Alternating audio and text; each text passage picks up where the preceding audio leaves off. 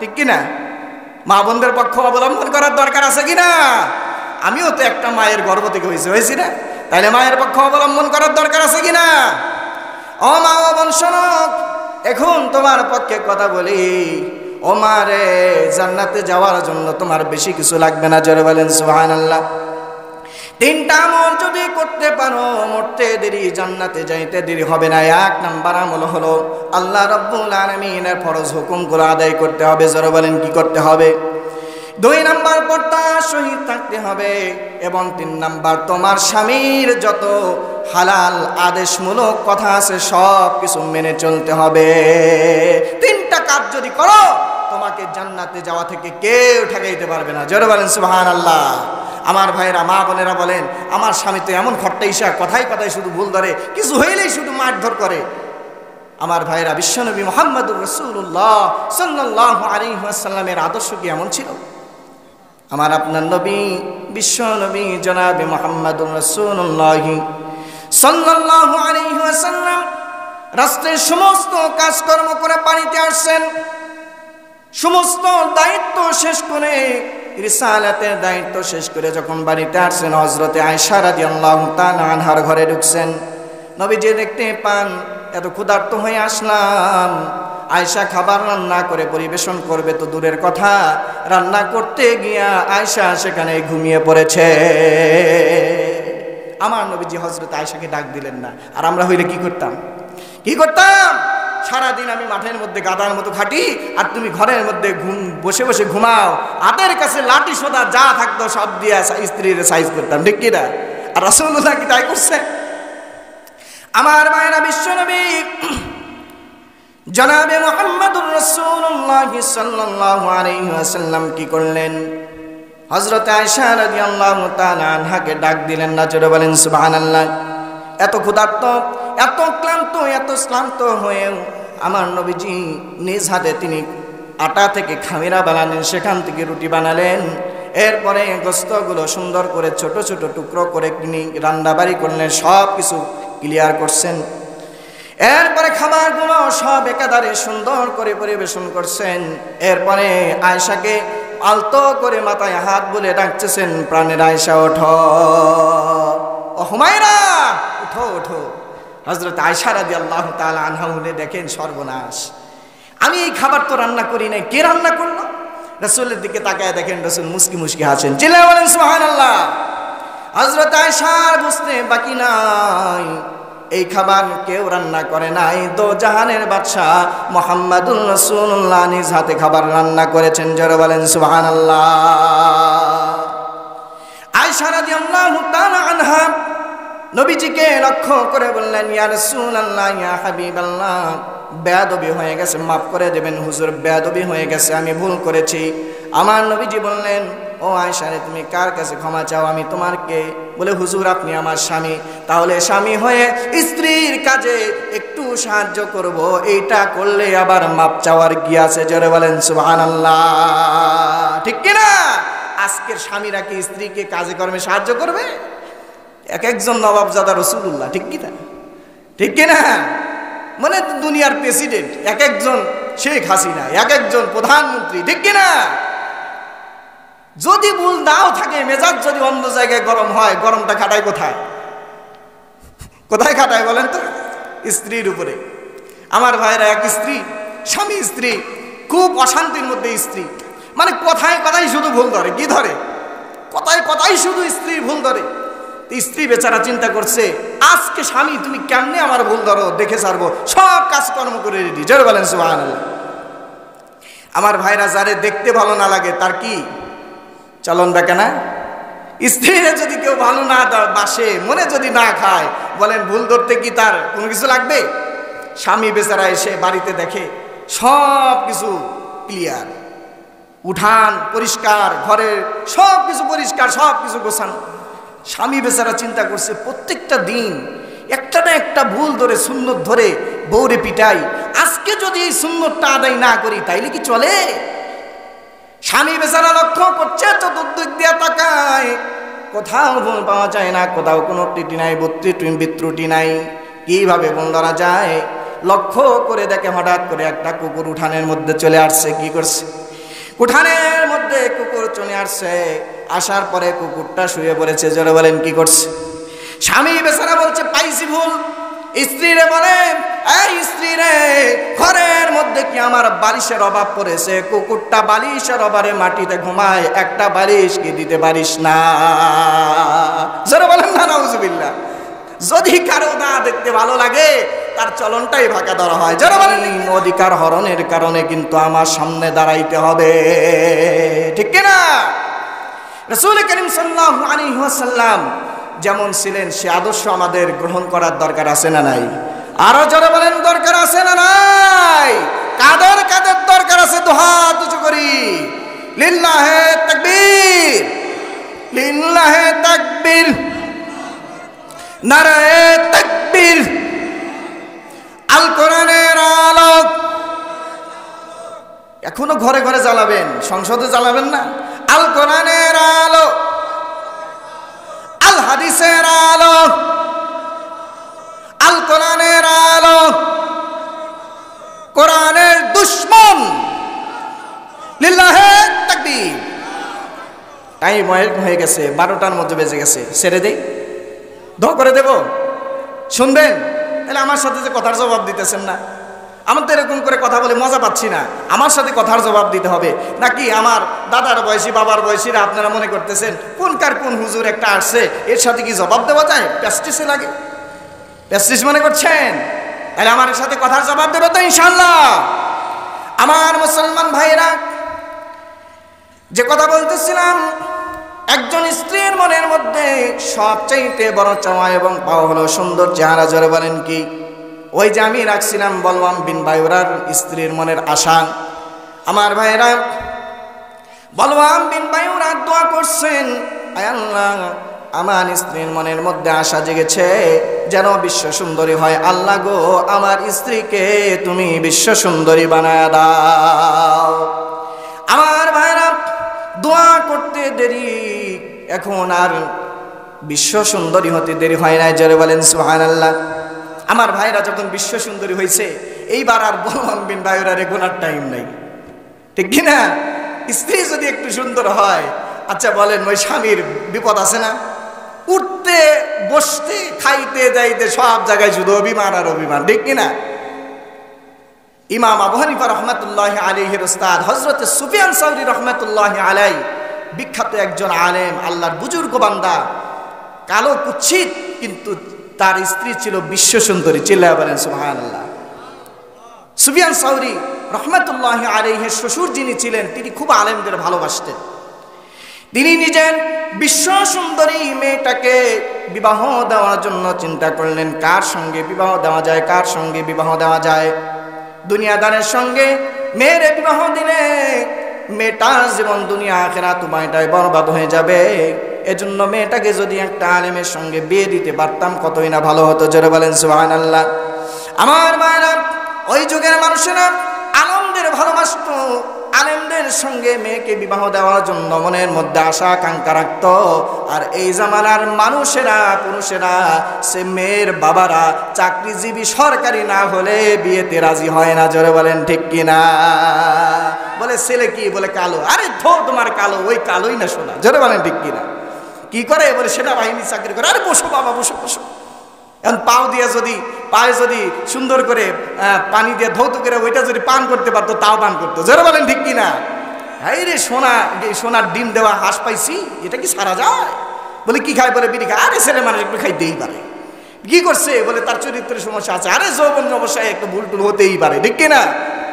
সকল ভুল ত্রুটি ক্ষমা হয়ে যায় সরকারি চাকরির কাছে। আর আলেমদের সঙ্গে বিবাহ ধরলে মেয়েটাকে কি করে খাওয়াবে, ঠিক কিনা? আমার মুসলমান ভাইরা, সুফিয়ান সাউরি রাহমাতুল্লাহি আলাইহির শ্বশুর ছিলেন একজন আলেম ভক্ত, যার কারণে মেয়েটাকে বিবাহ দিলেন সুফিয়ান সাউরির কাছে। কালো কুচ্ছিত হলে এলেমের দিক থেকে অনেক বড় ছিলেন, বুজুর্গ ব্যক্তি ছিলেন, আল্লাহর পেয়ারা বান্দা ছিলেন।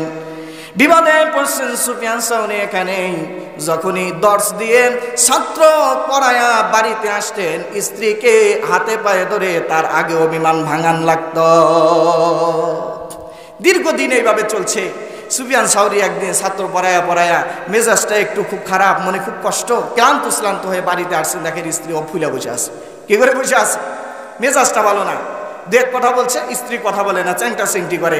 এক পর্যায়ে সুফিয়ান সাউরি বললেন, আরে তুমি এত চ্যাংটা চেংটি করতেছো, কথা বলতেছো না, শোনো, আজকে যদি ফজরের আযানের পূর্বে তুমি আমার সাথে কথা না বলো, তোমারে বিনা তালাকেই তুমি তালাক। জোরে বলেন নাউজুবিল্লাহ। আমার ভাইরা তালাক যখন দেয় বলেন তো মাথা তখন ঠিক থাকে? অনেকে আবার ফতুয়া দেয়, সাধারণ মানুষ রাগের মাথায় তালাক দিলে তালাক হয় না, ঠিক কিনা? আমার মুসলমান ভাইরা এই কথা যখন বলে ফেলেছেন, সুফিয়ান সাউরির হুঁশ ফিরে আসছে। আরে কি করলাম, এমন কাজ যদি করি, বউ যদি তালাক হয়ে যায়, তাইলে তো সমাজে আমার মান সম্মান থাকবে না। জোরে বলেন ঠিক কিনা? সাদা কাপড়ে কালি লাগলে ফুটে ওঠে বেশি, ঠিক কিনা? কালা কাপড়ে বা অন্য কাপড়ে দাগ লাগছে তেমন বোঝা যায় না, কিন্তু সাদা একবারে ফকফকা কাপড়ের উপরে একটা যদি কালি লাগে, বলেন সেটা কি ভালো লাগে? আলেমদের যদি সামান্য একটা ভুল হয়, তাহলে সমাজে তার মান সম্মান থাকে? সুফিয়ান সাউরি রহমাতুল্লাহি আলাইহি চিন্তা করলেন, আমি এত বড় একজন জবরদস্ত বুজুর্গ, আমার স্ত্রী যদি তালাক হয়ে যায়, সমাজে মুখ দেখাবো কেমনে? চলে আসলেন ইমাম আবু হানিফার কাছে। চিল্লায়া বলেন সুবহানাল্লাহ। মাথায় কোনো কিছু কাজ করছে না, রাত 12টা বেজে যায়, স্ত্রী কথা বলে না। স্ত্রীও মনের মধ্যে চিন্তা করছে যে মেঘনা চাইতে বৃষ্টি পাইছি, তোর সাথে আর কথা বলবো? তোর কপালে তো 5 নাত্তি দেবই, একটা ফাও দিয়া তোর বাড়ি থেকে বের হয়ে যাবো। জোরে বলেন নাউজুবিল্লাহ। আমার ভাইরা, স্ত্রী কোনোভাবে কথা বলে না, হাজার চেষ্টা করা সত্ত্বেও কথা বলে না। সুফিয়ান সাউরি রহমাতুল্লাহি আলাইহি বুদ্ধি না পেয়ে চলে আসলেন ইমাম আবু হানিফার কাছে। কারণ ইমাম আবু হানিফা এমন তীক্ষ্ণ বুদ্ধির মানুষ ছিলেন, কোনো সমস্যা সামনে আসলে তার সামনে থেকে সমাধান না হয়ে সেটা যেত না। চিল্লায়া বলেন সুবহানাল্লাহ। কেমন ব্যক্তি ছিলেন ইমাম আবু হানিফা জানেন?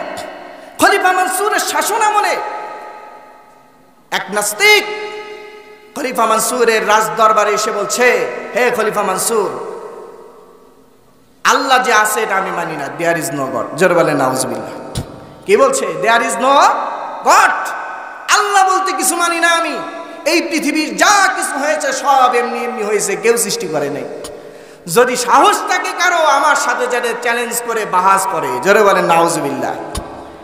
আমার মুসলমান ভাইরা, খলিফা মনসুর তো কোনো আলেম ছিলেন না, শরণাপন্ন হলেন ইমাম আবু হানিফার কাছে। তাড়াতাড়ি নাজ দরবারে আসেন।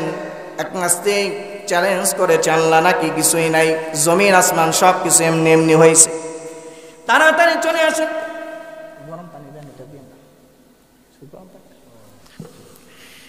খলিফা মনসুর বলছে, একজন নাস্তিক চ্যালেঞ্জ করেছে যে আল্লাহ বলতে কিছুই নাই, যদি এটা প্রমাণ না করা যায় তাইলে তো আমাদের খবর হয়ে যাবে, মান সম্মান থাকবে না। তাড়াতাড়ি করে রাজ দরবারে আপনি উপস্থিত হন। ইমাম আবু হানিফা রাহমাতুল্লাহি আলাইহি খলিফা মনসুরকে বলে দিলেন, আপনি বলে দেন রাত্রি 10টার সময় আমি উপস্থিত হবে, তার সঙ্গে বাহাস হবে। বলে দেওয়া হলো। রাজ্যের যত মানুষ ছিল সব রাজ দরবারে উপস্থিত হয়ে গেল।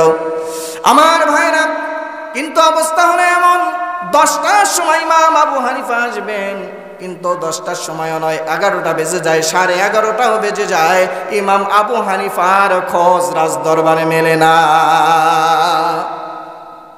আমার ভাইরা, নাস্তিক এইবার উঁচু গলায় বলা শুরু করছে, দেখছো তোমাদের ইমাম যারে নিয়ে এত গর্ব করো, বাহাস করবা, তোমার ইমাম আবু হানিফা ভয় পাইছে, আসতেছে না, প্রমাণ দিতে পারবে না, বাহাস করতে পারবে না, আমার কথাই ঠিক। এইভাবে করে জোরে গলায় কথা বলতে বলতে চোরের মায়ের বড় গলা লাফ দিয়ে খায়, কি বলেন তো? প্রবাদটা কি আপনাদের এখানে আছে? আমার মনে হয় না, যদি থাকতো বলতেন, ঠিক কিনা? চোরের মায়ের বড় গলা লাফ দিয়ে খায় কান্দের কলা। আমাদের দেশে এই প্রবাদটা বেশিরভাগ মানুষ বলে থাকে। আমার ভাইরা জোরে জোরে কথা বলতেছে, তোমার ইমাম আবু হানিফা ভয় পাইছে, আসবে না, আসবে না, ভয়ের কোনো কারণ নাই, আমি বিজয়ী। কে ঠেকায়? খলিফা মনসুর। যদি সাহস থাকে এই মুহূর্তে আমার সঙ্গে প্রতিবাদ করো। দেখতে দেখতে ঠিক 12টার সময় যখন হয়ে গেল, ইমাম আবু হানিফা রাহমাতুল্লাহি আলাইহি রাজ দরবারে প্রবেশ করলেন। জোরে বলেন সুবহানাল্লাহ। উপস্থিত জনতা সকলে আল্লাহু আকবার বলে ধ্বনি দিচ্ছেন, এই তো আমাদের ইমামে আজম এসে গেছেন। জোরে বলেন সুবহানাল্লাহ। বিপদে যদি কোনো ব্যক্তি পড়ে আর বিপদ থেকে উদ্ধারকারী কেউ যদি ঢোকে, বলেন সকলের মনের মধ্যে আনন্দ জাগে না? খলিফা মনসুর সহ সবাই আনন্দিত, খুব খুশি, যাক শেষেমেশে একটু বাঁচা গেল। নাস্তিক বলতেছে, তোমাদের ইমামের সাথে কেমনি আমি বাহাস করব? যার সামান্য সময়ের মূল্যবোধ সম্পর্কে জ্ঞান নাই, এমন ব্যক্তির সাথে কি বাহাস করা যায়?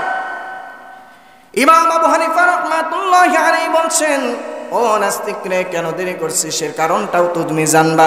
বলে, বলেন কি কারণ, কি জন্য আপনার লেট হলো? ইমামে আজম আবু হানিফা রাহমাতুল্লাহি আলাইহি বলছেন, শোনো শোনো, আমি ঠিক সময়ে রাজ দরবারে আসার জন্য রওনা হয়েছিলাম, কিন্তু খলিফা মনসুর আপনি তো জানেন যে রাজ দরবারে আসতে আমাকে একটা নদী পারাপার হতে হয়। বলে, হ্যাঁ। আমি ঠিক সময়ে রওনা হয়েছি, নদীর তীরে যখন আমি চলে আসছি, আসার পরে লক্ষ্য করে দেখি দুর্ভাগ্য, একটা নৌকা তো নাই, কোনো মাঝি মাল্লাও সেখানে একটাও নাই। নাস্তিক বলছে, তাইলে আসলেন কেমন? বলে, আসলাম কেমনে, শোনো ঘটনাটা শোনো। আমি হঠাৎ করে লক্ষ্য করে দেখতেছি যে পানির ঢেউয়ের মধ্য থেকে একটা বড় গাছের গুল ভেসে ভেসে আসতেছে আমার সামনেই। পানির মধ্যে অটোমেটিকলি গুলটা ফেটে দ্বিখণ্ডিত হয়ে গেল, সুন্দর করে চিরে চিরে তক্তার আকৃতি হয়ে গেল। এরপরে তক্তাগুলো একটা আরেকটা বিনা মিস্ত্রিতে জোড়া গিয়া একটা আরেকটার সাথে জোড়া লেগে নৌকা তৈরি হয়ে গেল, আমার সামনে চলে আসলো। উপরে উঠলাম, বিনা মাঝিতে আমারে পার করে দিল। চিল্লায়া বলেন সুবহানাল্লাহ। নাস্তিক বলে, আবু হানিফা, দূর বিদেশ থেকে যতটা বোকা আপনারে মনে করছিলাম, আপনি এতটাও বোকা না, আপনি জঘন্যতম নির্বোধ। ইমাম আবু হানিফা বলছে, কেন নির্বোধ হলাম বলো? বলে, আপনি যে গল্পটা শোনাইলেন এইটা কি আদৌ কোনোদিন সম্ভব? বলে, কেন সম্ভব নয়? বলছেন, বিনা মিস্ত্রিতে কোনো নৌকা তৈরি হওয়া সম্ভব নয়, বিনা বাজিতে নৌকা চলাচল করাও সম্ভব নয়। আপনি যে গল্পটা শোনাইলেন নিতান্তই হাস্যকর ছাড়া কিছুই নয়। বুদ্ধিমান আপনি নন, নির্বোধের মতো ব্যক্তির সাথে তো বাহাস করা যায় না। ইমাম আবু হানিফা বলছেন, এ নাস্তিক রে, আমি কোরআনের কাছে যাব না, হাদিসের কাছে যাব না, ইজমার কাছে যাব না, কিয়াসের কাছে যাব না, তোমার যুক্তি দিয়ে তোমার দলিল দিলাম। বিনা মিস্ত্রিতে যদি নৌকা তৈরি না হতে পারে, বিনা চালকে যদি নৌকা চলতে না পারে, তাহলে বিনা মিস্ত্রির কারণে, বিনা চালকের কারণে বিশাল আকাশ আর জমিন কেমনে একা একা সৃষ্টি হতে পারে? বল বেটা, কেমনে সৃষ্টি হবে? এতক্ষণ তো খুব ফটর ফটর দিচ্ছিল, কথা বলতেছিল নাস্তিক, এইবার চুপ হয়ে গেছে, চোখের পানি ছেড়ে দিয়েছে। বলছে, ইমামে আজম, সারা জীবন যে ভুলটা করছিলাম আজকে আপনার সামনে উপস্থিত হয়ে ভুলটা ভেঙে গেল। জোরে বলেন সুবহানাল্লাহ। এই ইমামে আজম রে, আমি তো মনে করেছিলাম এমনি এমনি আসমান হয়েছে, এমনি এমনি জমিন হয়েছে। না না, এমনি এমনি হয় নাই। তোমার যুক্তিতে আমি বুঝতে পেরেছি এই বিশাল আকাশ আর জমিন সৃষ্টি হওয়ার জন্য একজন অবশ্যই রব আছেন, তিনি আর কেউ নন, তিনি হচ্ছেন আল্লাহ রব্বুল আলামিন। চিল্লা বলেন সুবহানাল্লাহ, আরো জোরে বলেন সুবহানাল্লাহ। আমার মুসলমান ভাইরা, সুফিয়ান সাউরি রাহমাতুল্লাহি আলাইহি ইমামে আজমের কাছে এসে বলছেন, বাবারে কি হয়েছে আব্বা জান, এত রাত্রিতে আপনি কেন আমার বাড়িতে পড়ে বিপদে পড়ে আসছি, কি হয়েছে? বলে, তোমার আম্মা জানলে তো বলছি আজকে যদি ফজরের আজান পর্যন্ত কথা না বলে তাইলে বিনা তালাকে তালাক, আমারে বাঁচাও। ইমাম আবু হানিফা রাহমাতুল্লাহি আলাইহি মুস্কি হেসে বললেন, ওস্তাদ জি, কোনো টেনশনের কারণ নাই, বাড়িতে চলে যান, আমি একটা ব্যবস্থা করতেছি। জোরে বলেন সুবহানাল্লাহ। হযরতে সুফিয়ান সাউরি রাহমাতুল্লাহি আলাইহি একটু আশ্বস্ত হলেন, বাড়িতে চলে আসছেন, বসে বসে আছেন আর প্রহর গুনছেন, কখন বুঝি ইমামে আজম আমার বাড়িতে আসে, আবু হানিফা আমার বাড়িতে আসে। কিন্তু রাত্রি প্রায় শেষ হয়ে গেল, এরপরে ইমামে আজম বাড়িতে আসে না।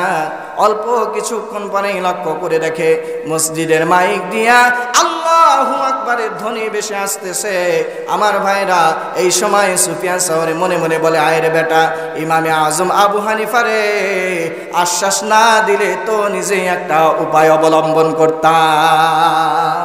তোর প্রতি আমার বিশ্বাস রেখে, তোর প্রতি ভরসা রেখে আমও গেল সালাও গেল, ঠিক কিনা? যদি বলতে আব্বা যান ওস্তাদ জি একটু নিজেই চেষ্টা করে, তাইলে না করতাম। আর তুমি নিজে বলো নাই, আবার নিজেও করলা না, আজান তো দিয়ে দিল, বউ তো তালাক হয়ে গেছে, উপায় কি? কিছুক্ষণ পরে ইমাম আবু হানিফা রাহমাতুল্লাহি আলাইহি দরজায় এসে নক করতেছেন, জোরে বলেন সুবহানাল্লাহ। ইমামে আজম আবু হানিফা রাহমাতুল্লাহি আলাইহি যখন দরজায় এসে নক করতেছেন, আসসালামু আলাইকুম ইয়া, আসসালামু আলাইকুম ওয়া রাহমাতুল্লাহ। সুফিয়ান সাউরি বলেন, আরে বেটা এখন আসছো কেন? কামের খাম করে বাড়িতে আসছো, তোর সালাম তুই নিজেই নি। এখন বলতেছে ওস্তাদ জি রাগ করেন না, সালামের উত্তরটা নেন, এরপরে বলতেছি।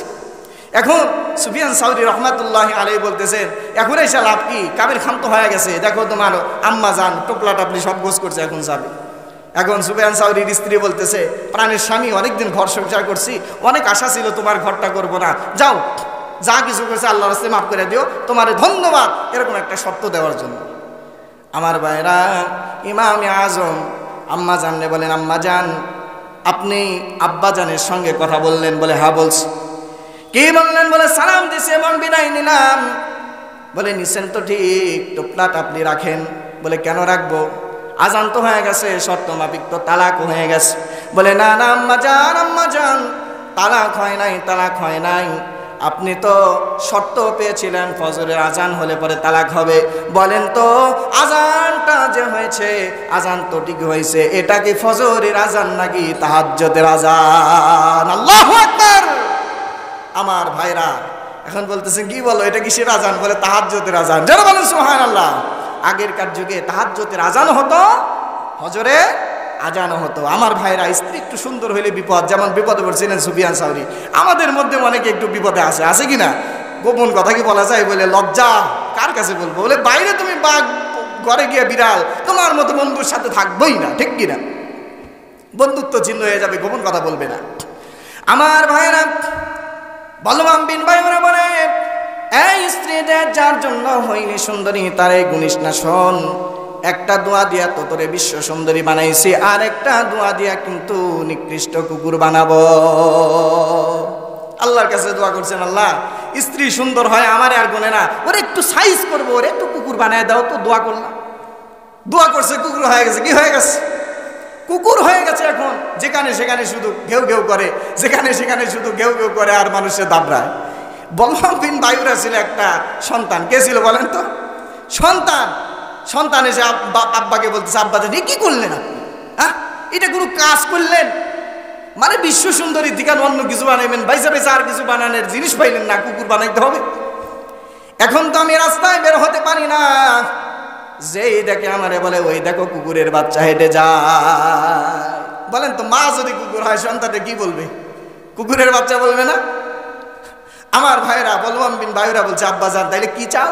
বলে মাকে বিশ্ব সুন্দরীও না, কুকুরও না, আগের অবস্থায় ফিরে দাও। যারা বলেন সুবহানাল্লাহ।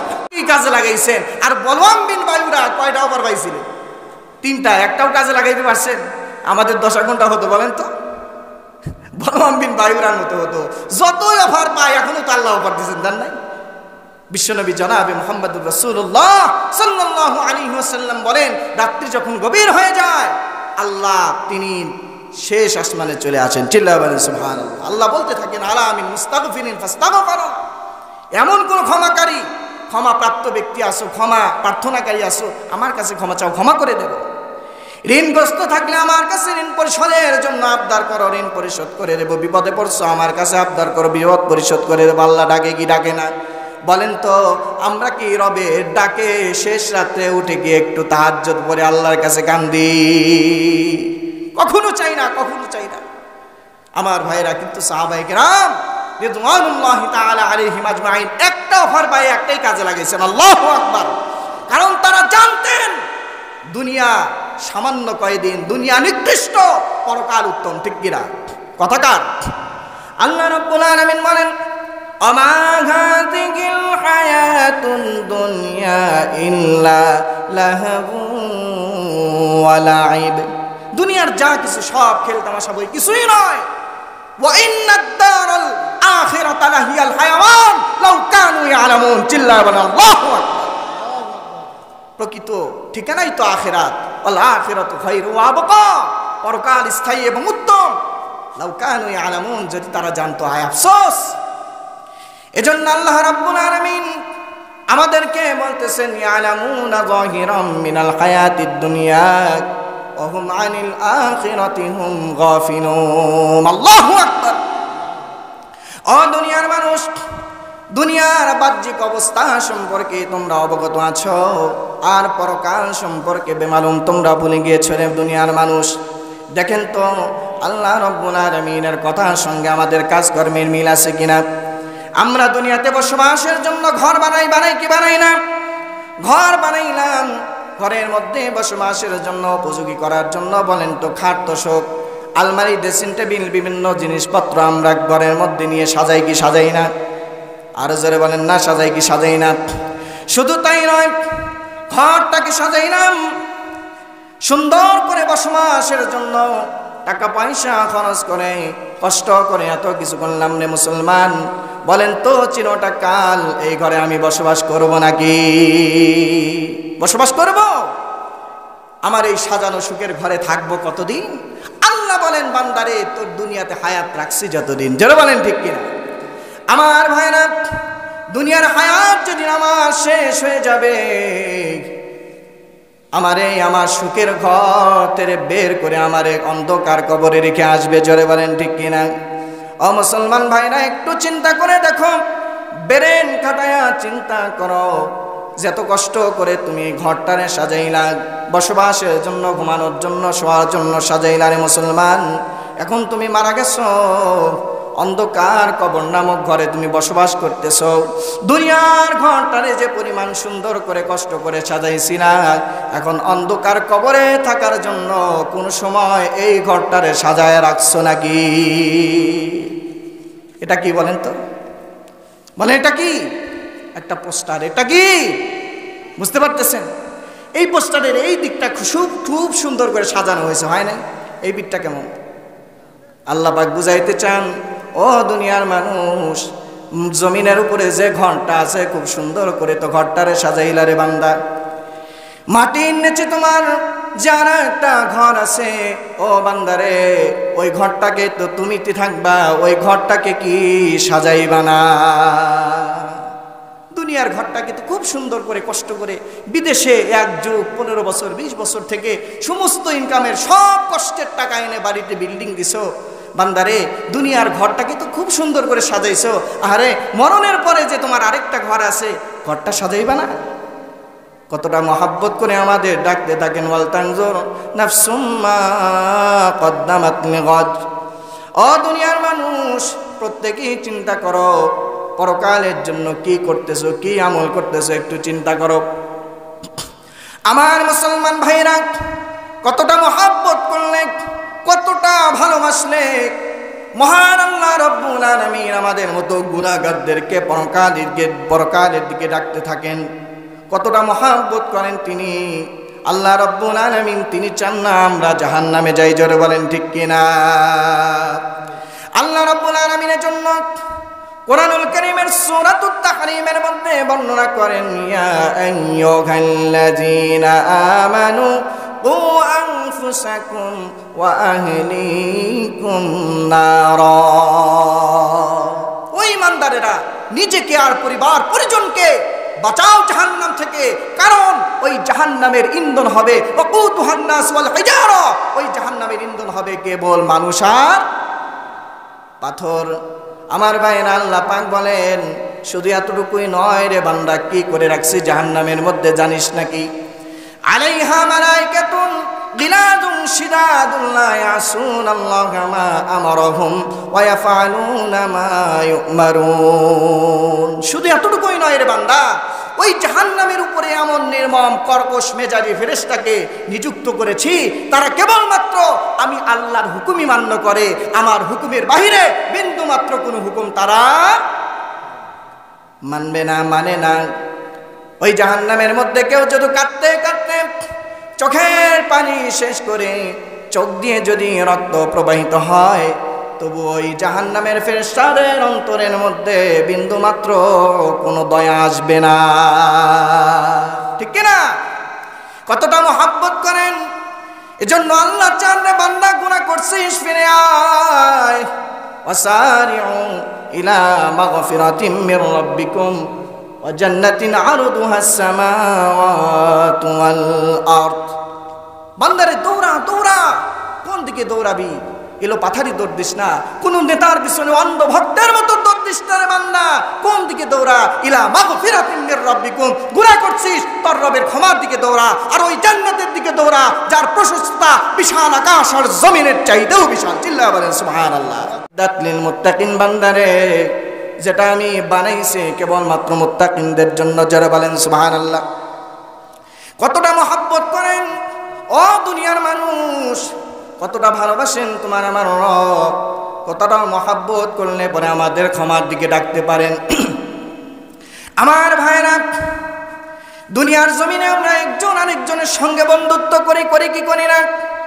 যুবক ভাইরা আছেন, অনেক সময় দেখা যায় কলেজে ছাত্র ভাইদের সঙ্গে লেখাপড়া ওঠা বসা করতে করতে এক পর্যায়ে বন্ধু হয়ে যায়। বন্ধুত্ব হয় কিনা জোরে বলেন। ও মুসলমান ভাইরা, চিন্তা করে দেখো, 2 দিনে ওঠা বসার কারণে বন্ধুত্ব হয়ে গেল, 2 বছর 4 বছর কলেজে লেখাপড়ার কারণে বন্ধুত্ব হয়ে গেল, যার কারণে এই বন্ধুত্বের উপর ভিত্তি করে বলো তো অনেক সময় নিজেদের গোপন কথা, গুনাহের কথাও তার সঙ্গে আমরা শেয়ার করি কি করি না? বন্ধুর সঙ্গে কি শেয়ার করে না অনেকেই? অমুক মেয়েরে টিজিং করছি, ও বন্ধু জানিস আজকে কলেজে অমুক মেয়েরে আমি টিজিং করছি, বলে কি বলে না? আজকে অমুকের সঙ্গে এটা করছি ওটা করছি, অমুক রে ঠকাইছি, অনেক রে মারছি, চল না একটু ভর্তি করি, আড্ডা করি, ঠিক কিনা? আমার ভাইরা চিন্তা করে দেখো রে মুসলমান, 4 বছর 2 বছর ওঠা বসার কারণে বন্ধুত্ব হয়ে গেল। এই বন্ধুত্বের উপর ভিত্তি করে তোমার জীবনের যত গোপন কথা আছে সব তুমি শেয়ার করে দিলাম, বলে দিলাম। কোনোদিন কথা কিংবা কাজে যদি কোনোদিন বন্ধুত্ব থেকে শত্রুতে পরিণত হয়, বলো তো এখন তোমার এই গোপন কথাগুলা গোপন রাখবে নাকি? রাখবে? একটাও রাখবে না, সব ওপেন করে দিবে, ঠিক কিনা? শুধু ওপেনই করবে না, এমন জায়গায় হাত দেবে যে জায়গায় হাত দিলে আপনি ব্যথা পাবেন, ঠিক কিনা? কারণ বন্ধু তো জানে কোন জায়গায় ওর দুর্বল পয়েন্ট, কোন জায়গায় বেশি ব্যথা পায়, ওই জায়গায় হাত দিয়ে আপনারা কিন্তু আঘাত করবে, ঠিক কিনা? কিন্তু দেখেন, চিন্তা করে দেখেন, আপনার আমার রব মহান আল্লাহ রাব্বুল আলামিন কি পরিমাণ মহব্বত করেন, কেমন আমার আপনার বন্ধুরে মুসলমান। 60 বছর 70 বছর 90 বছরে কত জীবনে গুনাহ করলাম, চোখ দিয়া গুনাহ করছি, হাত দিয়া গুনাহ করছি, জবান দিয়া গুনাহ করছি। কত মানুষ জিনাও করছে, করে কি করে নাই? কত মানুষকে হত্যা করছি, কত মানুষকে মানহানি করছি, জোরে বলেন ঠিক কিনা? গুনাহ করতে করতে, গুনার উপরে অটল থাকতে থাকতে, গুনার উপরে প্রতিযোগিতায় লিপ্ত হতে হতে রব্বে কারীম কি আমরা অসন্তুষ্ট করেছি? বলেন তো, এত অসন্তুষ্ট, এত রাগান্বিত করা সত্ত্বেও কোনোদিন রাগ করে আল্লাহ রাব্বুল আলামিন আমার আপনার একটা গুনাহ সমাজে প্রকাশ করেছেন নাকি? করছেন? একটা গুনাহ যদি জীবনে জেনা করছে বাবা, সন্তানের কাছে যদি বলে দেয়, এই বেটা তোর বাপ কিন্তু জেনাকার, সন্তানকে আর বাবারে বাবা বলে রাখবে? এই বেটা তাড়াতাড়ি বাদ থেকে বের হ, তোর মতো জঘন্য, তুই যদি জেনাকার হস তোর মতো বাপকে আমি স্বীকৃতি দেই না, ঠিক কিনা? আমার মুসলমান ভাইরা, বাবা বলে ডাকতো না। স্ত্রীর কাছে যদি স্বামীর গুনাহটা আল্লাহ প্রকাশ করে দিতেন, স্ত্রী কি ঘর সংসার করতো নাকি? 5টা লাথি মেরে একটা ফাও দিয়ে চলে যেত, ঠিক কিনা? আমার মুসলমান ভাইরা, কতটা মহব্বত করেন, এত গুনাহ করা সত্ত্বেও, এত অন্যায় করা সত্ত্বেও কোনো একটা দিন গুনাহ তিনি প্রকাশ করে দিলেন না। কারণ বিশাল আকাশের নিচে জমিনের উপরে আল্লাহ রাব্বুল আলামিনের চাইতে বড় মহব্বতকারী আর কেউ নাই, জোরে বলেন সুবহানাল্লাহ, আল্লাহু আকবার। আমার মুসলমান ভাইরা, এজন্য আল্লাহ রাব্বুল আলামিন বলেন, ও বান্দার গুনাহ করছিস ফিরে আয়, অন্যায় করছিস বান্দারে ফিরে আয়, আমি আল্লাহ তোরে মাফ করে দেব। কত গুনাহ করছিস? হযরতে মুসা আলাইহিস সালাতু ওয়াস সালামের সময়ে অনাবৃষ্টির কারণে বনি ইসরাঈলেরা হযরতে মুসার কাছে চলে আসছে, এসে বলছেন, নবী মুসা আল্লাহর কাছে দোয়া করুন, অনাবৃষ্টির কারণে ফসল ফলাদি হচ্ছে না, আমরা তো দুর্ভিক্ষের কারণে কষ্ট পাচ্ছি, একটু দোয়া করেন। মুসা আলাইহিস সালাতু ওয়াস সালাম বনি ইসরাঈলদের সঙ্গে করে নিয়ে মাঠের মধ্যে আল্লাহর কাছে দোয়া চলছেন, জোরে বলেন সুবহানাল্লাহ। মুসা কালিমুল্লাহ এতটা জালিলুল কদর একজন নবী, দোয়া করতে দেরি কোনোদিনও আল্লাহ ফেরত দেন নাই, কবুল হতে দেরি হয় নাই। গায়েবের মাধ্যমে আল্লাহ মুসার সঙ্গে কথা বলছেন, জোরে বলেন সুবহানাল্লাহ। কিন্তু মুসা দোয়া করে কোনোভাবেই কবুল হয় না। রব্বে কারীমকে বলছেন, রব্বে কারীম এত বছর কত দোয়া করলাম, কোনোদিন তো ফেরত দিলা না, আজকে কেন কবুল করছো না, কারণ কি? আল্লাহ পাক বলেন, ও মুসা রে, তুই তো জানিস না রে মুসা, আজকে যতই দোয়া করিস কবুল করব না। তার কারণ হলো তোর এই বনি ইসরাইল উম্মতের মধ্যে একজন বদবখত আছে, একটা দুইটা বছর নয়, লাগাতার 40 বছরে আমি আল্লাহর একদিনও ইবাদত করে নাই। বদমাইশটা তাড়াতাড়ি বের করে দে, তারপরে দোয়া কর, বৃষ্টি দেব। জোরে বলেন সুবহানাল্লাহ। মুসা আলাইহিস সালাতু ওয়াস সালাম খুব নম্র ভদ্র নবী, নাকি নম্র নবী ছিলেন? নাউজুবিল্লাহ, ভদ্র কথা বলা যাবে না তাদের শানে। নম্র নবী ছিলেন না গরম নবী? আমার ভাইরা, মুসা আলাইহিস সালাম রাগে ফায়ার, বেটা তোর কারণেই তাহলে এত বছর বৃষ্টির কারণে কষ্ট পাচ্ছি, তাড়াতাড়ি বের হ, কে এত বড় বদবখত, বের হ। বদমাইশের কানেও চলে গেছে, বের হওয়ার অনেক চিন্তা করছে, হাজার হাজার মানুষের মধ্যে দিয়ে বের হতে পারে না। পারবে বলেন? এখানে যদি 1000 বা 5000 মানুষ থাকে, মাঝখানে একটা লোক যদি ঠেলে গুতে বাইর হতে চায়, বাইর হতে পারবে? বাইর হওয়া সম্ভব নয়।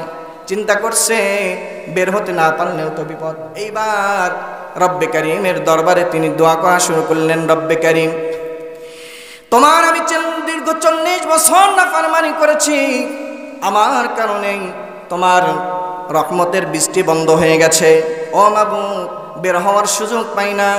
আল্লাহ তোমার কাছে আমি তওবা করলাম মাবুদ, আজকে যদি তুমি আমারে মাফ করে দাও, তাহলে আমার নামটা যদি ঘোষণাও না করো, গোপন রাখো, জীবনে আর কোনোদিন তোমার নাফরমানি করব না। জোরে বলেন সুবহানাল্লাহ। সিজদায় পড়ে যখন কান্না আরম্ভ করছে, ও মুসলমান মনে রাখবা, মুসলমান মনে রাখবা, আল্লাহ রব্বুল আলামিন কহার, কিন্তু বান্দার চোখের পানির কাছে তিনি গফফার। আল্লাহু আকবার। বান্দা যখন চোখের পানি ফেলে আল্লাহর কাছে কান্দে, আল্লাহ সুবহানাহু ওয়া তাআলা তিনি আর থাকতে পারেন না, সঙ্গে সঙ্গে বান্দারে মাফ করে দেন। চিল্লায় বলেন সুবহানাল্লাহ। আমার ভাইরা, মুসা আলাইহিস সালাতু ওয়াস সালাম ঘোষণা করতেছেন, হঠাৎ করে আকাশে মেঘ জমা হয়ে গেছে। আল্লাহু আকবার। বৃষ্টি শুরু হয়ে গেছে, মুষলধারে বৃষ্টি নামতেছে। হযরতে মুসা আলাইহিস সালাতু ওয়াস সালাম আল্লাহর দরবারে বললেন, রব্বে কারীম তুমি ওয়াদার বরখেলাপ করেছো, কেন করছি? ও আল্লাহ, তুমি বললা আমার একজন নাফরমান উম্মতের কারণে বৃষ্টি বন্ধ করেছো।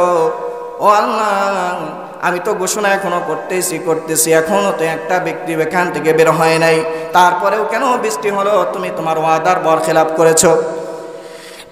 আমার মুসলমান ভাইরা, মুসা আলাইহিস সালাতু ওয়াস সালাম যখন এই কথা বললেন, আল্লাহ রাব্বুল আলামিন বলতেছেন, এ মুসা রে, যেই বদবখতের কারণে এত বছর বৃষ্টি বন্ধ করেছিলাম, তার কারণেই আজকে তোমাদের বৃষ্টি দিয়ে দিলাম। মুসা আলাইহিস সালাম বলছেন, আল্লাহ বুঝলাম না কথাটা, একটু ব্যাখ্যা করে বলো তো। আল্লাহ পাক বলতেছেন, শোনো, এত বছর সে নাফরমানি করেছিল বলে আমি আল্লাহ রাগ করে বৃষ্টি বন্ধ করেছিলাম, কিন্তু বান্দা আজকে আমার কাছে তওবা করেছে, চোখের পানি ফেলে কাঁদতেছে, আমার বান্দাকে আমি মাফ করেছি। আর আমার বান্দা মাফ পাওয়ার পর তার মতো নিষ্পাপ, তার মতো পেয়ারা এই জমিনের মধ্যে এখন আর কেউ নাই। আর আমার বান্দা পেয়ারা থাকবে, সেখানে রহমত করবে না, আমি আল্লাহ বরদাস্ত করব না, যা তোদের বৃষ্টি দিয়ে দিলাম। চিল্লায়া বলেন সুবহানাল্লাহ। আমার ভাইরা, আল্লাহ রাব্বুল আলামিন বান্দার এই পরিমাণ ভালোবাসেন। মুসা আলাইহিস সালাতু ওয়াস সালাম বলছেন, রব্বে কারীম তাহলে তোমার ওই পেয়ারা বান্দার একটু নামটা বলো, একটু সৌজন্য সাক্ষাৎ করে দোয়া নেব। আল্লাহ পাক বললেন, দীর্ঘ 40 বছর নাফরমানি করছে, একদিনও আমি নাম ঘোষণা করি নাই, প্রকাশ করি নাই। আজকে আমার বান্দা প্রিয় হয়ে গেছে, আজকে তোমার কাছে আমার বান্দার নাম প্রকাশ করে আমার বান্দাকে কি আমি লাঞ্ছিত করব নাকি? সুবহানাল্লাহ। কতটা ভালোবাসেন। গুনাহ করছি, রহমতের চাদর দিয়া গুনাহগুলা গোপন রেখে আমাদেরকে রহমতের চাদর দিয়া ক্ষমার হাতছানি দিয়ে ডাকতে থাকেন, সারিউ ইলা মাগফিরা, সারবিকু ইলা মাগফিরা, আয় বান্দা ফিরে আয়, গুনাহ করছিস ক্ষমা চা, আমি আল্লাহ মাফ করে দেব। চিল্লায়া বলেন সুবহানাল্লাহ। আমার ভাইরা, এজন্য আল্লাহ রাব্বুল আলামিন তিনি আমাদেরকে ভালোবেসে ক্ষমার হাতছানি দিয়ে ডাকেন। আমার ভাইরা, এজন্য সেই আল্লাহ রাব্বুল আলামিনের ডাকে সাড়া দেওয়ার দরকার আছে না নাই? আল্লাহ বলছেন, বান্দারে ফিরে আয়, দুনিয়াদারি অনেক করছিস,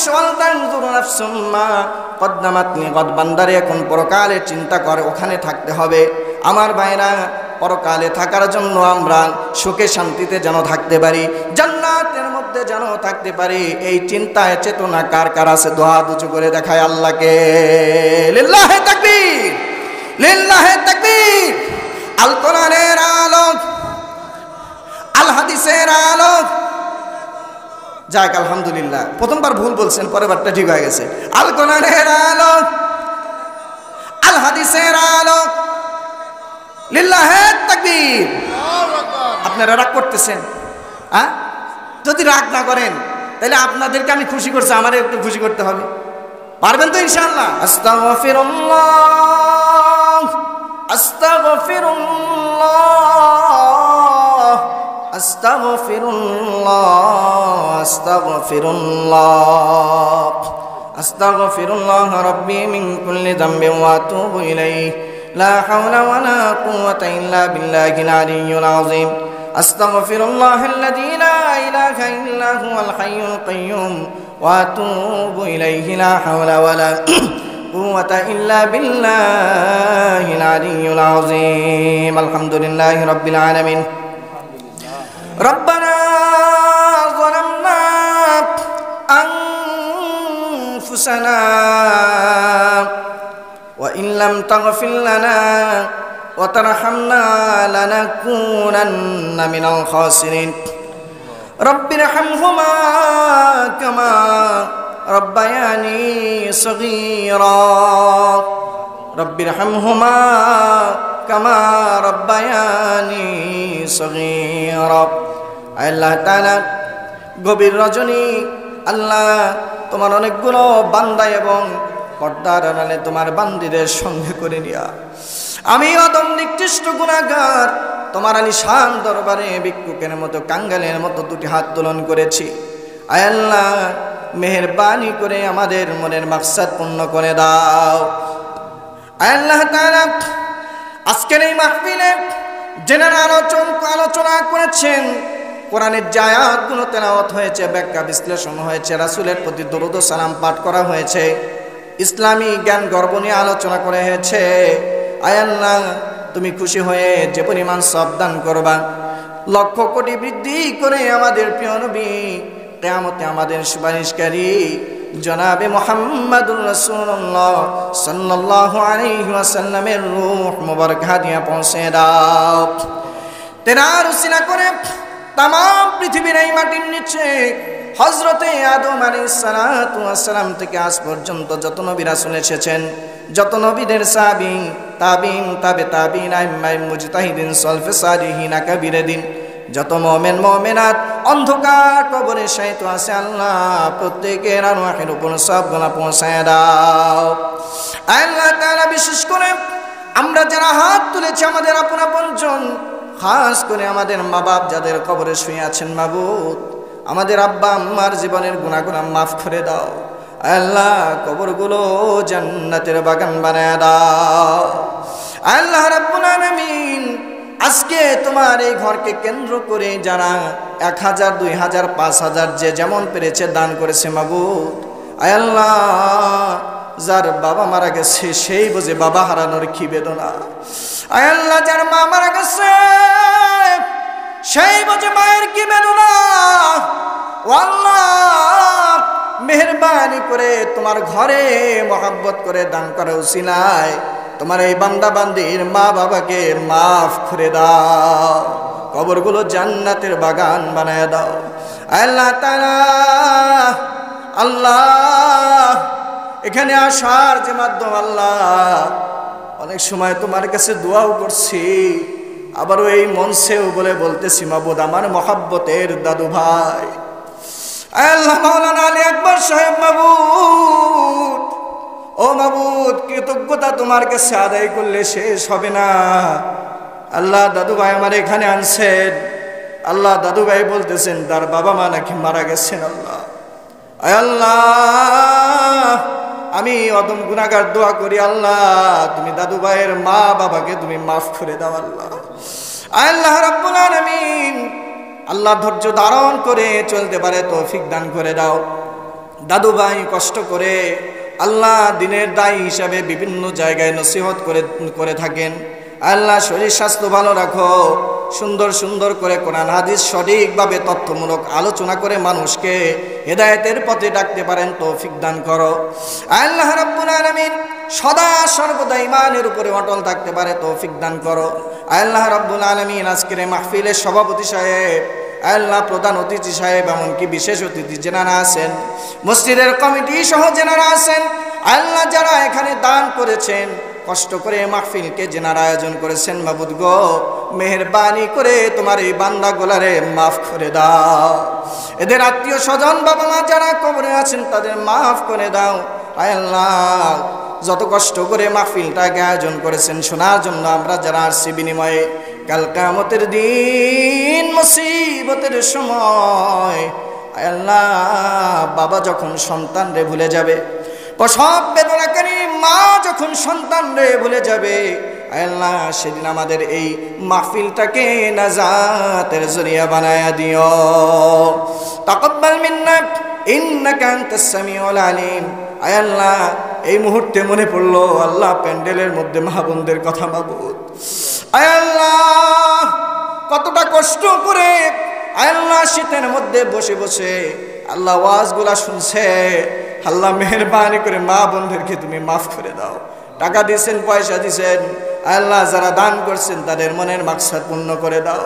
মা বোনদের মনের দুঃখ তুমি দূর করে দাও।